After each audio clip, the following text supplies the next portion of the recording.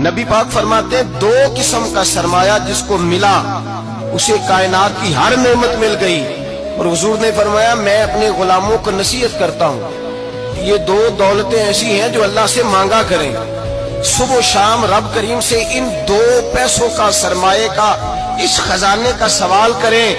یہ مل گئے تو تمہیں ہر شے مل گئی. یا رسول اللہ وہ کون کون سی چیزیں ہیں؟